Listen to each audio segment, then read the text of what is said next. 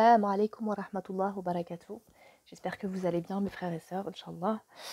Nous allons nous retrouver aujourd'hui pour la suite du livre Yawm al-Qiyamah, donc le jour de la résurrection, avec le chapitre 5, la résurrection.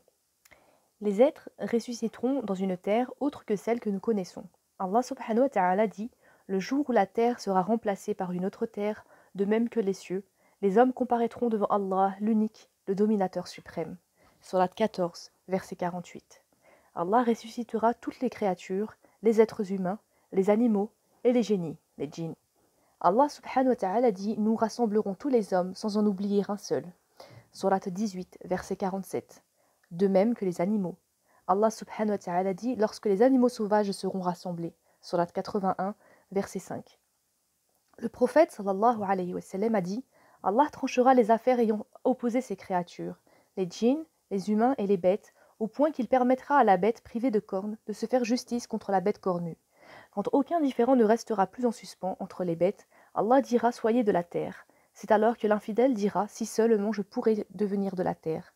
Déclaré authentique par Al-Albani dans Al-Silsila Al-Saliha, numéro 1966.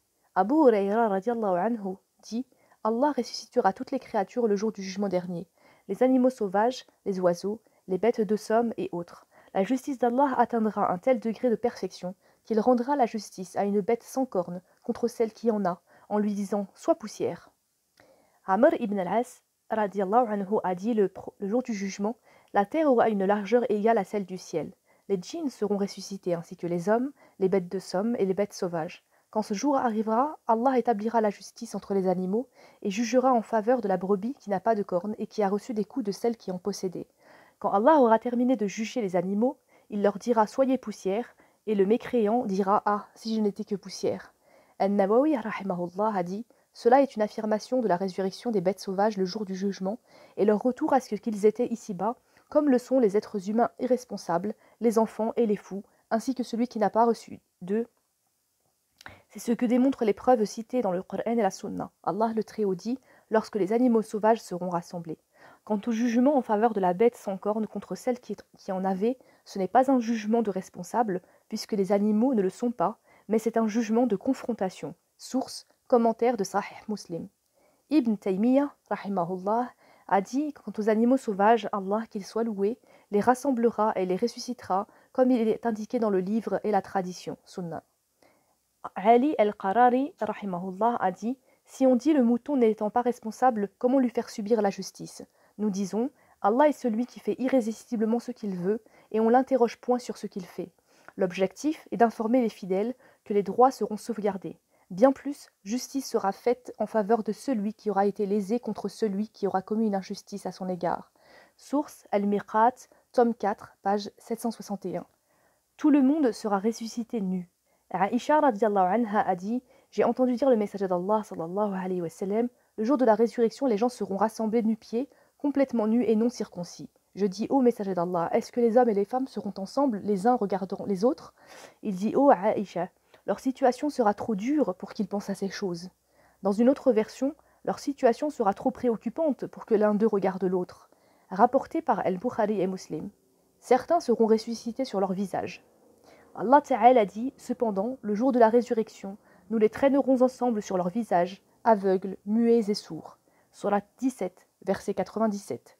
On a demandé au prophète sallallahu alayhi wa sallam: comment un mécréant ressuscitera-t-il sur son visage le jour de la résurrection? Il répondit: celui qui l'a fait marcher sur ses pieds ici-bas, n'est-il pas capable de le faire marcher sur son visage le jour de la résurrection? Rapporté par Muslim. Chapitre 6. L'attente du jugement. Le rapprochement du soleil. Al-Miqdad radiallahu anhu a dit: j'ai entendu le messager d'Allah sallallahu alayhi wa sallam dire: le jour de la résurrection, le soleil sera rapproché des gens à la distance d'1 mille. Sulaym ibn Amr radiallahu anhu rapporte le récit d'Al-Miqdad radiallahu anhu a dit: par Allah, je ne sais pas ce qu'il voulait dire par 1000. Est-ce la distance connue sous ce nom, ou est-ce la longueur du bâtonnet à rimel? Les gens seront alors submergés par leur sueur selon la valeur de leurs œuvres. Certains le seront jusqu'à la cheville, d'autres jusqu'aux genoux, d'autres jusqu'aux hanches, et pour d'autres leur sueur sera dans leur bouche à la manière de la bride. Le messager d'Allah sallallahu alayhi wa sallam fit signe de sa main à la hauteur de sa bouche, rapporté par Muslim. Selon Abu Huraira, radiallahu anhu, le messager d'Allah sallallahu alayhi wa sallam a dit: les gens sueront le jour de la résurrection jusqu'à ce que leur sueur pénètre dans la terre à la profondeur de 70 coudées. La sueur arrivera à la hauteur de leurs oreilles, rapporté par Al-Bukhari et Muslim. Les 7 personnes qui seront ombragées par l'ombre d'Allah. Selon Abu Huraira radiallahu anhu, le prophète sallallahu alayhi wa sallam a dit: 7 personnes seront ombragées par l'ombre d'Allah le jour où il n'y aura d'ombre que la sienne. Un chef équitable. 2. Un jeune homme qui a grandi dans l'adoration d'Allah honoré glorifié. 3. Un homme dont le cœur est accroché au lieu de prière. 4. 2 hommes qui se sont aimés en Allah. Ils se sont réunis en lui et se sont séparés en lui. 5. Un homme qu'une femme de haut rang et de grande beauté appela à elle et à qui il dit « Je crains Allah ». 6. Un homme qui a donné une aumône si discrètement que sa main gauche n'a pas su ce qu'a donné sa main droite. 7. Un homme solitaire dont les yeux débordèrent de larmes à l'évocation d'Allah. Rapporté par Al-Bukhari et Muslim. Chapitre 7. La lecture des livres. Chacun recevra le livre de ses actions. Allah Ta'ala a dit « Et quand les feuilles seront déployées » Sourate 81, verset 10. Et à chaque homme, nous avons attaché son œuvre à son cou, et au jour de la résurrection, nous lui sortirons un livre qu'il trouvera déroulé. Sourate 17, verset 13. Les heureux recevront leur livre de la main droite. Allah Ta'ala a dit: quant à celui à qui on aura remis le livre en sa main droite, il dira: tenez, lisez mon livre, j'étais sûr d'y trouver mon compte. Sourate 69, versets 19 et 20. Celui qui recevra son livre en sa main droite sera soumis alors à un jugement facile et retournera tout réjoui auprès de sa famille. Sourate 84, versets 7 et 9. 7 à 9, pardon. Ibn Omar, radiallahu anhum, père et fils, a dit: j'ai entendu le messager d'Allah sallallahu alayhi wa sallam dire: le jour de la résurrection, le croyant sera rapproché de son Seigneur jusqu'à ce qu'il soit sous sa protection, et il lui fera avouer ses péchés en lui disant: reconnais-tu tel et tel péché? Il répondra: oui Seigneur, je le reconnais. Allah lui dira alors: je te les ai cachés dans le bas monde, et aujourd'hui je te les pardonne. On lui remettra ensuite son registre des bonnes actions. Par contre, les mécréants, les hypocrites, seront appelés devant l'humanité tout entière, et il sera dit: voilà ceux qui ont menti sur leur Seigneur, que la malédiction d'Allah soit sur les opprimeurs, rapporté par Al-Bukhari et Muslim. Les perdants recevront leur livre de la main gauche, qu'ils auront essayé de cacher derrière leur dos. Allah subhanahu wa ta'ala a dit: et quant à celui qui recevra son livre derrière son dos, il invoquera la destruction sur lui-même, et il brûlera dans un feu ardent. Sourate 84, versets 9 à 12. Quant à celui à qui on aura remis le livre en sa main gauche, il dira: hélas pour moi, j'aurais souhaité qu'on ne m'ait pas remis mon livre et ne pas avoir connu mon compte. Sourate 69, versets 25 et 26. Chacun devra lire son propre livre. Allah subhanahu wa ta'ala a dit: lis ton livre, il te suffit de toi-même en ce jour comme comptable. Sourate 17, verset 14. Et on déposera le livre de chacun. Alors tu verras les criminels effrayés à cause de ce qu'il y a dedans dire: malheur à nous. Qu'a donc ce livre à nos maîtres de mentionner, ni péché véniel, ni péché capital? Et ils trouveront devant eux tout ce qu'ils ont œuvré, et ton Seigneur ne fait du tort à personne. Sourate 18, verset 49. Pour celui qui renie les informations contenues dans son livre, Allah prendra pour témoin leur propre peau, mains et pieds. Allah subhanahu wa ta'ala dit: au jour où leur langue, leurs mains et leurs pieds témoigneront contre eux de ce qu'ils ont fait, ce jour-là, Allah leur donnera leur vraie récompense et ils sauront que c'est Allah qui est le vrai de toute évidence. Sourate 24, versets 24 à 25. Ce jour-là, nous scellerons leur bouche, tandis que leurs mains nous parleront et que leurs jambes témoigneront de ce qu'ils avaient accompli. Sourate 36, verset 65. Dès qu'ils y arrivent, contre eux témoignent leur ouïe, leur vue et leur peau de ce qu'ils ont fait. En vain, ils disent à leur peau: pourquoi témoigner contre nous? Elles disent: Allah nous a fait parler, lui qui fait parler toutes choses. C'est lui qui vous a créé une première fois et vous serez ramenés à lui. Sourate 41, versets 20 et 21. Anas ibn Malik radiallahu anhu a dit: nous étions chez l'envoyé d'Allah sallallahu alayhi wa sallam, il rit et nous demanda: savez-vous pourquoi je ris? Nous répondîmes: seul Allah et son messager le savent. Je ris de la conversation entre le serviteur et son Seigneur. Il lui dit: Seigneur, ne m'as-tu pas préservé de l'injustice? Il lui répond: certes. Il dit: je ne permets à personne d'être mon témoin que moi-même. Le Seigneur lui dit: il suffit à toi-même en ce jour comme témoin ainsi que tes gardiens honorables. Le prophète sallallahu alayhi wa sallam dit: puis sa bouche sera scellée, et on dira à ses membres: parlez, et ils dévoileront ses actes au grand jour. Ensuite Allah lui permit de parler. Il dira loin de moi que mes membres périssent, c'était pour eux que je me donnais tant de mal, rapporté par Muslim. À propos de ces versets, Sayyid Qutb rahimahullah écrit: contre eux témoignent leur ouïe, leur vue et leur peau de ce qu'ils ont fait. Il y a là la présentation d'une scène qui attire l'attention et provoque l'étonnement. Ce sont leurs sens et leur peau qui se comporteront comme leurs ennemis et joueront le rôle de témoins auquel ils ne s'attendaient pas. Aucun des gens présents à cette scène ne s'y attendait. Ils demanderont à leur peau: pourquoi témoigner contre nous? Peut-être leur peau fut-elle choisie parce qu'elle colle à eux et parce qu'elle ne voit pas comme leurs yeux et n'entend pas comme leurs oreilles. Et voici qu'elle leur répond comme le ferait un étranger envers un autre étranger pour témoigner. Elle répondra: Allah nous a fait parler, lui qui fait parler toutes choses. Puis l'intonation de reproche disparaît de la peau. C'est lui qui vous a créé une première fois et vous serez ramenés à lui. Une fois ce dialogue entre les hommes et leur peau terminé, en tranchant entre eux, même si la peau colle encore à leur corps, les remords et les accusations les accableront. Il ne vous vient pas à l'esprit, poursuit l'auteur, que, au moment où vous accomplissez vos actes, il y en a qui vous surveillent, comme vos membres et votre peau. Ayez peur d'eux. Mais vous êtes incapable de prévoir cela. Pensez-vous vraiment qu'Allah ignore un grand nombre de vos actes? Tant que vous accomplirez vos actes en cachette, votre préoccupation sera d'éviter les regards, et vous croirez que vous êtes bien caché. Mais voici qu'une moquerie énorme surgit de vos propres yeux, de vos propres oreilles, ainsi que de vos propres peaux.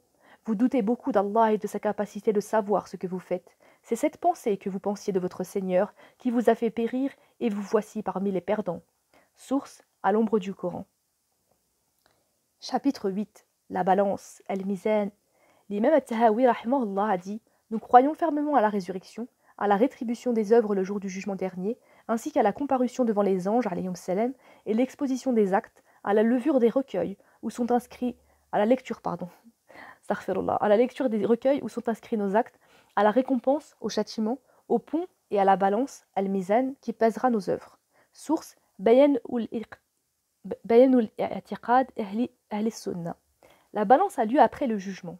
Al-Qurtubi rahimahullah a dit: après le jugement, il y aura la pesée des actions, car cela est nécessaire pour déterminer la récompense. Elle doit venir après le jugement. Celui-ci relate en effet les actions, et la balance détermine leur valeur, afin d'établir la récompense en proportion. Elle pèse avec parfaite exactitude. Allah Ta'ala dit: et nous dresserons les justes balances pour le jour de la résurrection. Nulle âme ne sera lésée, nous restituerons jusqu'au poids d'un grain de moutarde, et il suffit de nous comme comptables. Sourate 21, verset 47. Celui dont la balance sera lourde de bonnes actions aura gagné, tandis que celui dont la balance sera légère aura perdu. Allah Ta'ala a dit: il y a ce jour-là pesée de vérité. Ceux dont les balances pèseront lourdes, ce sont eux les gagnants. Sourate 7, verset 8.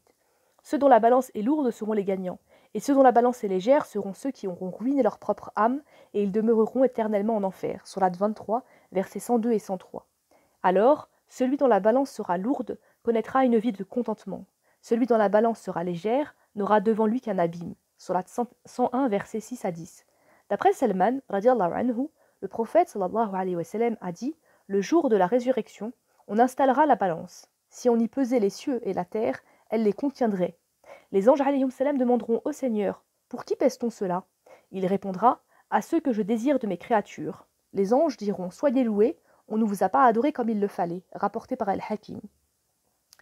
Ibn Jarir al-Tabari rahimahullah a dit: c'est ainsi qu'Allah pèsera les actes de son serviteur en le plaçant lui et le registre de ses bonnes actions d'un côté de la balance et les registres de ses mauvaises actions de l'autre. Allah, qu'il soit béni et exalté, produira alors une pesanteur dans le plateau qui devra l'emporter, et ce sera là une preuve qu'il avancera à l'encontre de ses créatures, comparable au fait qu'il fera parler les mains et les pieds d'un grand nombre d'entre elles, afin de produire contre eux le témoignage de leurs membres. Source: Jami'ul Bayan fil Ahkam al-Qur'an. La pesée d'une feuille qui sera plus lourde que 99 registres. Abdullah ibn Omar radiallahu anhu rapporte que le prophète sallallahu alayhi wa sallam a dit: un homme de ma communauté sera appelé à comparaître devant toutes les sortes de créatures. Il lui sera alors montré 99 registres. Chacun des registres demandera un très long regard. Est-ce que mes scribes consciencieux ont été injustes dans le contenu des registres? Il dira non au Seigneur. As-tu une excuse pour expliquer tes péchés ou des bonnes actions pour compenser les mauvaises? Il dira non. Il lui sera alors dit: mais certes oui, tu as auprès de nous une bonne œuvre et aucune injustice ne te sera faite aujourd'hui. On lui présentera alors une carte sur laquelle il sera inscrit: j'atteste qu'il n'y a pas de Dieu sauf Allah et que Mohammed est son serviteur et messager. Sallallahu alayhi wa sallam. Il dira alors: ô Seigneur, quel poids peut avoir cette carte avec tous ces registres de péché? Il lui sera dit: il ne te sera pas fait d'injustice. Les registres seront mis dans un plateau et la carte dans l'autre. La balance penchera alors du côté de la carte. rapporté par At-Tirmidhi, Ibn Majah, Ibn Hibban et Al-Hakim, qui l'a reconnu authentique suivant les conditions de Muslim. Al-Albani l'a reconnu authentique. Chapitre 9. Le sort des enfants lors du jugement. Le sort des enfants des musulmans. Ahmad rahimahullah a dit « Qui doute que les enfants des musulmans seront au paradis ?» Il dit aussi « Pas de divergence les concernant. » Source, note marginale d'Ibn al-Qayyim rahimahullah sur les Sunan d'Abu Daoud, tome 7, page 83. Al-Qurtubi rahimahullah a dit « L'avis selon lequel ils iront au paradis est celui de la majorité. Certains savants nient même l'existence d'une divergence de vue à ce propos. » Source, At-Tadhkira, tome 2, page 328. An-Nawawi rahimahullah a dit « Les savants reconnus des musulmans sont d'avis que les enfants des musulmans morts prématurément iront au paradis, car ils n'ont pas atteint l'âge de responsabilité. » Source, commentaire de Muslim, tome 16, page 207. Ibn al-Kathir rahimahullah dit « Il n'y a aucune divergence de vue entre les savants à propos du sort dans l'au-delà des enfants des croyants, d'après ce que rapporte Al-Qadi Abu Ya'la ibn al-Fara al-Hanbali de l'imam Ahmed. Rahimahullah. Point de divergence en ce qui les concerne, ils iront au paradis. C'est l'opinion la plus répandue au sein des savants et que nous avons résolument adoptée avec la permission d'Allah le puissant, le majestueux. Source, Tafsir al-Qur'an al-Azim, tome 3, page 33. Le sort des enfants des mécréants. Les savants sont partagés entre plusieurs avis sur la question.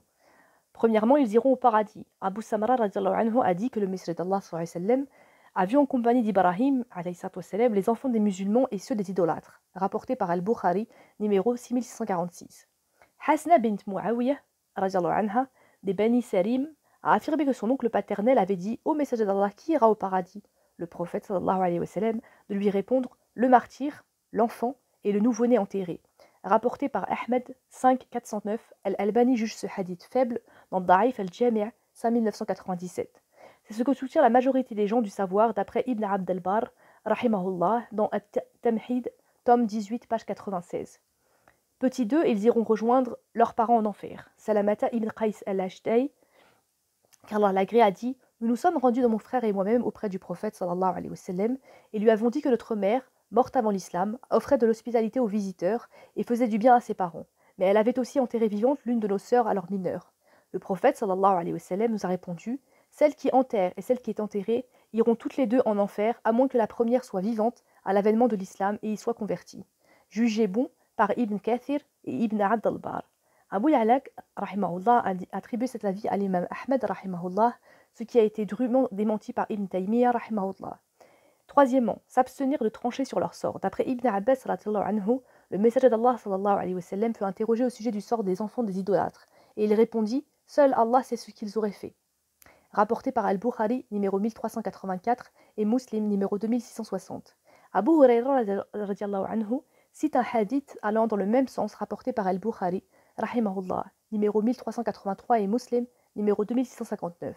Ibn al-Qayyim, rahimahullah, a dit « Les arguments de ce groupe sont discutables. En effet, la réponse du prophète sallallahu alayhi wa sallam ne signifie pas que le sort de ses enfants n'est pas déterminé, car il s'est contenté de s'en remettre à Allah pour la connaissance de la conduite qu'ils auraient adoptée, s'ils avaient vécu. C'est une réponse appropriée à la question. Comment rejoindraient-ils leur père sans une action déterminant leur propre sort, question qui fait partie intégrante du hadith.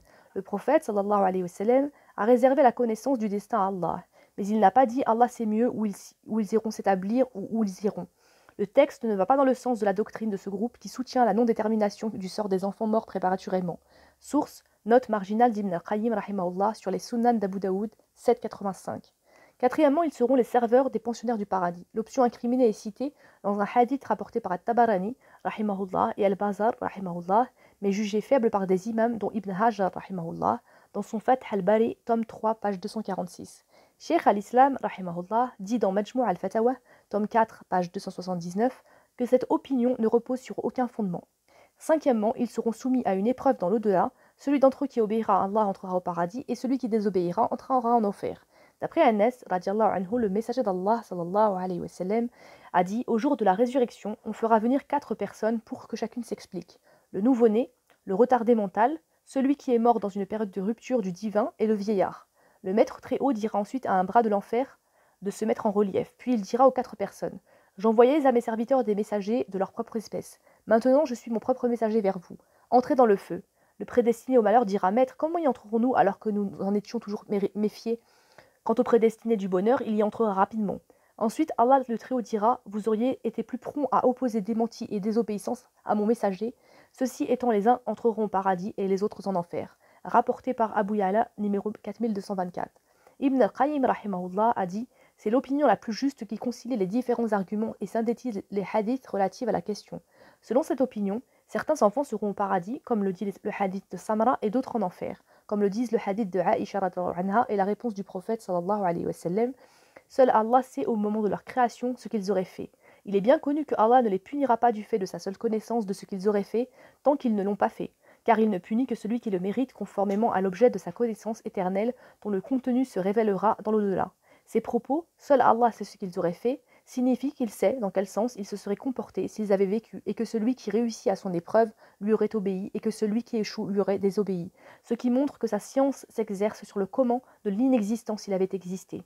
Allah le sait mieux. Source: note marginale d'Ibn al-Qayyim sur les Sunnan d'Abu Daoud 787. Ibn Kathir rahimahullah dit: les hadiths évoquant l'épreuve ont une portée plus restreinte que les autres. Celui qu'Allah sait depuis toujours qu'il réussira, il met son âme en atteinte avec celle d'Ibrahim alayhi et celle des enfants des musulmans morts à l'état originel.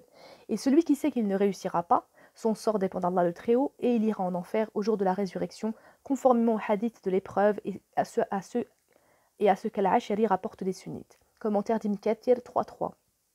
C'est ce que dit la majorité des membres de la communauté des sunnites, d'après ce que rapporte Abu Hassan al-Ashari, rahimahullah. C'est également l'avis d'Al-Baghdadi, rahimahullah, et une partie des autorités confirmées en la matière. C'est encore ce que préfère Ibn Taymiyyah, rahimahullah, qui le déclare conforme au texte adopté par l'imam Ahmed, rahimahullah, sur la question. C'est l'avis qui tient compte de l'ensemble des arguments, et Allah est plus savant. Nous verrons la prochaine fois, Inch'Allah, chapitre 10, les intercessions, Ash-Shafa'a. Wassalamu alaikum wa rahmatullahi wa barakatuh.